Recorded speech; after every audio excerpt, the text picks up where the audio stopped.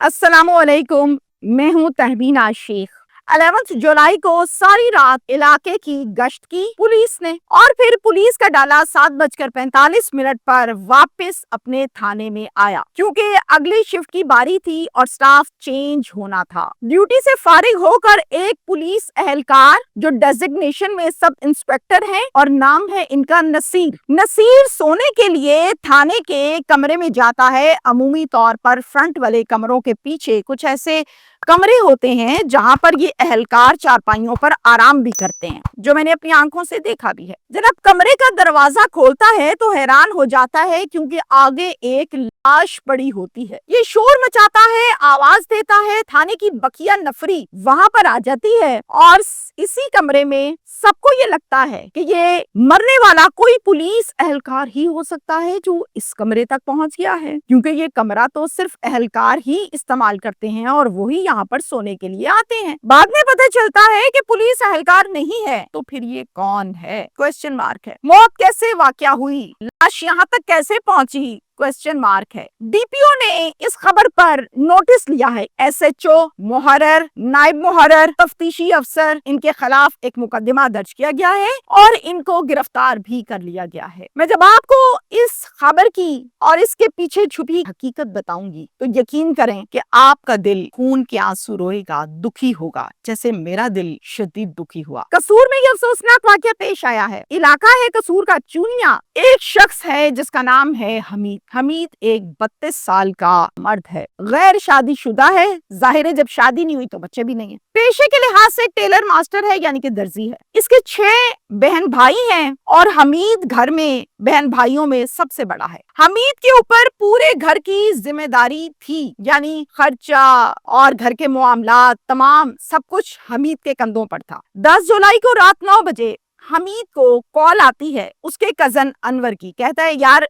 बेटी फातिमा सीढ़ियों से गिर गई है, मैं फौरन इसको अस्पताल लेकर आया हूँ। डॉक्टर्स ने चेक किया है, डॉक्टर्स ये कहते हैं कि फातिमा की रीढ़ की हड्डी टूट गई है। तो यार बुरा ना मानना, मुझे पैसे चाहिए, तुम प्लीज पैसे लेके जल्दी से हॉस्पिटल आ जाओ। कहता है अच्छा कोई मसला नहीं है, बुरा मनाने की क्या बात है, इंसानी इंसान के काम आता है, मैं भी पहुंचता हूँ तुम्हारे पास पैसे लेके। उसके बाद ये हॉस्पिटल पहुंचता है। हॉस्पिटल जाके फातिमा की इयादत करता है, कजन को पैसे पकड़ाता है और 11:30 बजे हॉस्पिटल से वापस बाहर निकलता है और खड़ा रह के कोई रिक्शा आता है तो रिक्शा रोकूं और उसमें बैठूं और घर चला जाऊं। अब इतने में रिक्शा तो नहीं आया, लेकिन एक एएसआई जरूर आ गया अपनी बाइक के ऊपर और उसका नाम है मोहम्मद सलीम और वो वर्दी है। वो आते सार इसकी चेकिंग करने लगता है, ये चेकिंग करवा देता है, क्योंकि इसको तो कोई डर नहीं होता। चेकिंग करने के बाद वो कहता है कहाँ से आए हो तुम? कहता है हॉस्पिटल से आया हूँ, फातिमा मेरी भतीजी है, उसकी तबीयत पता करके आया हूँ। कहता है अच्छा चलो बैठो पीछे मेरे मोटरसाइकिल पर। हमीद कहता है पीछे बैठूं?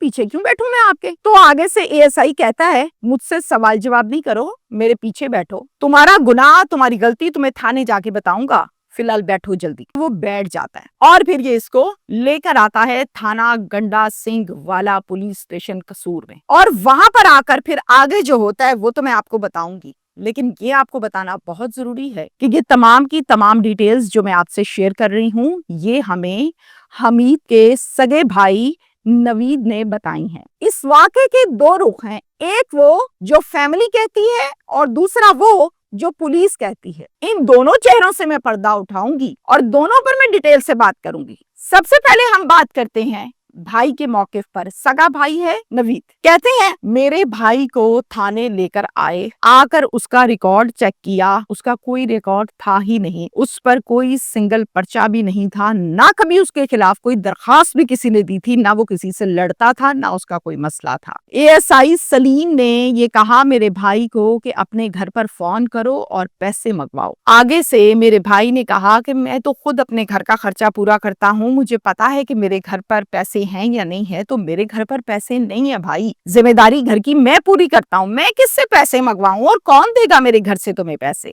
इसी बात पर एएसआई ने मेरे भाई को मारना पीटना शुरू कर दिया, गालम गलोच दी कि तुमने घर से पैसे क्यों नहीं मंगवाए। सलीम ने मेरे भाई पर बहुत तशद्दुद किया, इस कदर किया, इस कदर मारा कि मार खाते खाते وہ ہمیشہ کے لیے مر ہی گیا۔ رات کا وقت تھا، پھر اس کی لاش کو تھانے کے ایسے کمرے میں لے کر گئے جہاں اکثر اوقات صرف پولیس والے ہی آرام کرتے ہیں، وہاں کسی کا آنا جانا نہیں ہے سوائے پولیس کے اہلکاروں کے۔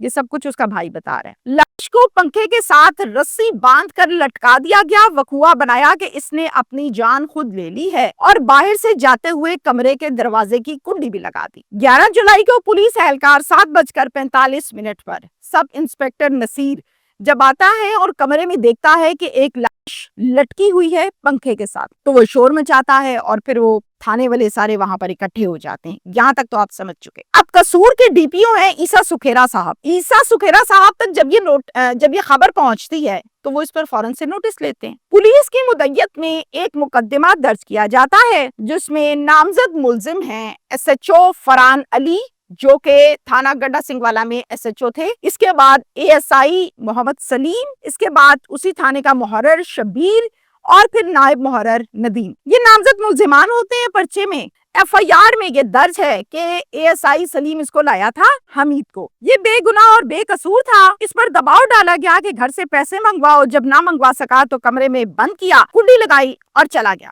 حمید دل برداشتہ ہوا اور خود ہی اس نے اپنی جان لے لی۔ ایس ایچ او فرحان علی اس کیس میں اس پرچے پر گرفتار کر لیا گیا ہے ملزم کے طور پر۔ باقی سب کے سب مفرور ہیں، نائب محرر اور اے ایس آئی۔ اچھا، اب اس میں جو دفعات لگائی گئی ہیں وہ سنیے۔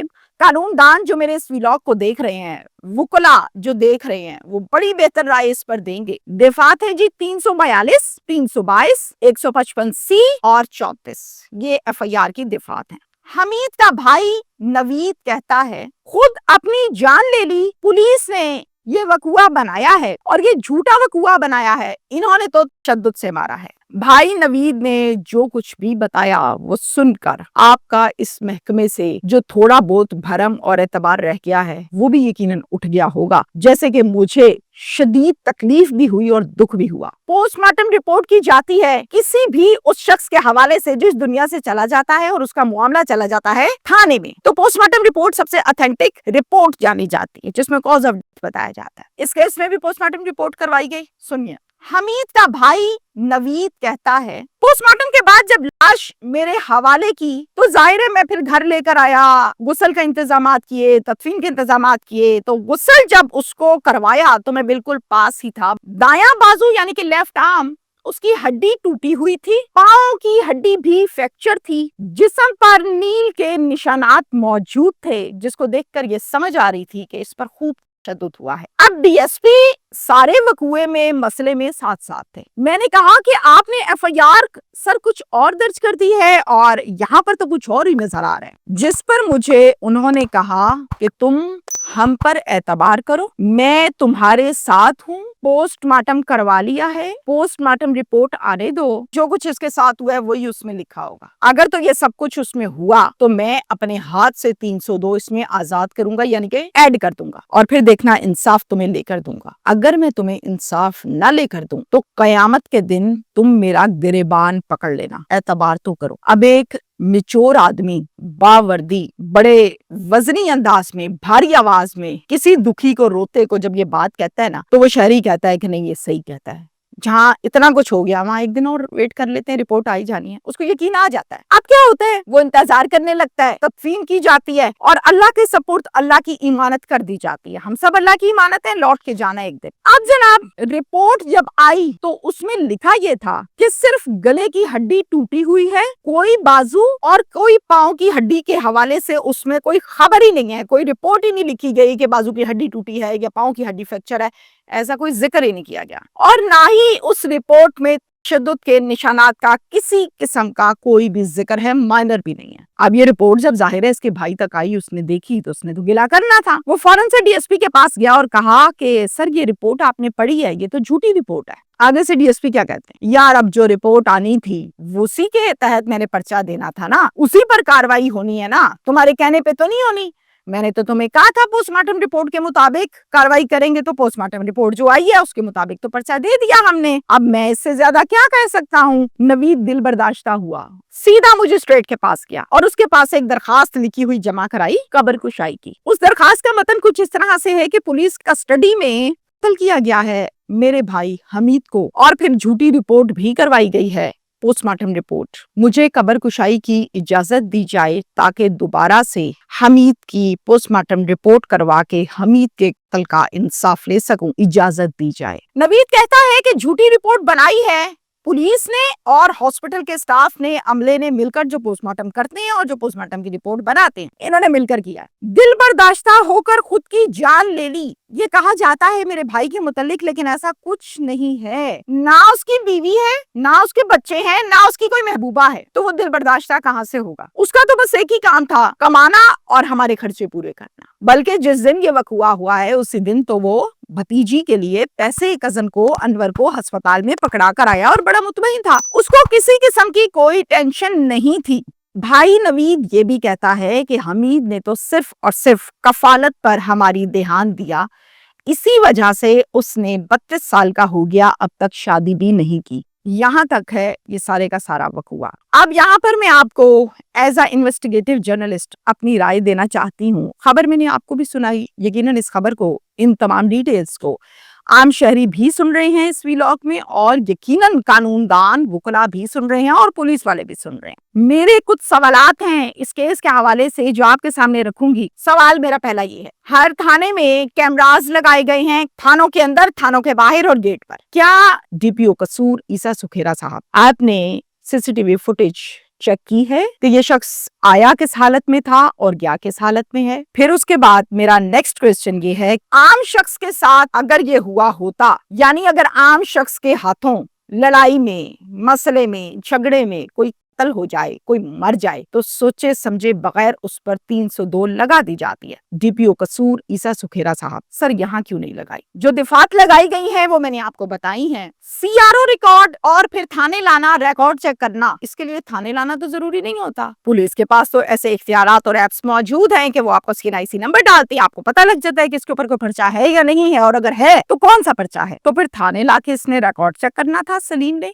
ASI ने। डीपीओ कसूर ईसा सुखेरा साहब, मेरा सवाल है आपसे, और रिकॉर्ड चेक करने के बाद भी कोई पर्चा तो निकला ही नहीं, क्या ये शहादत काफी नहीं थी? सारी रात थाने में रखा, 10 घंटे, 12 घंटे, 14 घंटे, मैं मुख्तिस नहीं कर रही, लेकिन रात में इतने घंटे तो होते हैं ना। इतने घंटे हब्से बेजा में रखने की किसी अदालत ने, किसी कानून ने इजाजत नहीं दी, तो पुलिस कस्टडी में नाजायज रखना खुद एक बहुत बड़ा जुर्म है। डीपीओ कसूर ईसा सुखेरा साहब, अब मुझे इस बात का जवाब दीजिए, कानून तो ये कहता है कि अगर आप किसी मतलूब शख्स को लेकर आएंगे तो आपके पास एक तो एविडेंस होना चाहिए, दूसरा आपके रजिस्टर में गिरफ्तारी होनी चाहिए। इस पर बड़े मसले मसाइल हो चुके कि कोई हब्से बेजा में महीना रखता है, कोई 20 दिन रखता है, कोई 10 दिन रखता है, और फिर उसके बाद तंग कर के जो भी मामलाती इंटरेस्ट होते हैं उसके बाद उसको छोड़ दिया जाता है। और इस पर बहुत सारी FIRs भी हुई और एक्शंस भी हुए। किसी भी SHO की मौजूदगी में उसके इलाके में या उसके थाने में जो क्राइम होता है, आला अफसरान तो ये कहते हैं कि हम मानते ही नहीं है कि SHO को पता नहीं होता, सब पता होता है। तो फिर SHO की मौजूदगी में थाने के अंदर टॉर्चर सेल तो दूर रह गया, कमरों में कत्ल करने शुरू कर दिए। इतनी लगाम खुली छोड़ी हुई है, इतना चेक एंड बैलेंस खराब है कि जिसका दिल करता है वो थाने में लाके बंदा मार देगा अगर पैसे नहीं देंगे। इस पर चेक एंड बैलेंस होना चाहिए और इसका जवाब भी चाहिए मुझे। डीपीओ साहब के पास जब ये खबर गई तो उन्होंने एक्शन लिया, बहुत अच्छा किया। मुद्दई से मेरी मुलाकात हुई है, उन्होंने कुछ तहफ़्फ़ुज़ात रखे हैं, उन तहफ़्फ़ुज़ात को क्लियर करना आपकी कानूनी जिम्मेदारी है और आपकी नौकरी भी ये है। गिरेबान तो पता नहीं आपका किस किस ने महशर के दिन पकड़ना है, खाली हमीद ने नहीं पकड़ना, न जाने किस किस साल ने पकड़ना है जिस जिसके साथ आप लोगों ने ज़्यादती की है। कोई भी शख्स, कानून ये कहता है कि उसका खून के रिश्ते जिंदा हैं तो वो अपने केस में इंसाफ लेने के लिए मुद्दई बन सकते हैं। जबकि इसका भाई मुद्दई बन सकता था, हयात था, ठीक ठाक था, तो फिर पुलिस को मुद्दई बनने की जरूरत क्यों पड़ी? मुद्दई बनना चाहिए था इसके सगे भाई को, और वो कहता है कि मुझे बनाओ, तो क्यों नहीं बनाते आप लोग? इन तमाम सवालात के साथ जवाब दे दीजिए। शुक्रिया।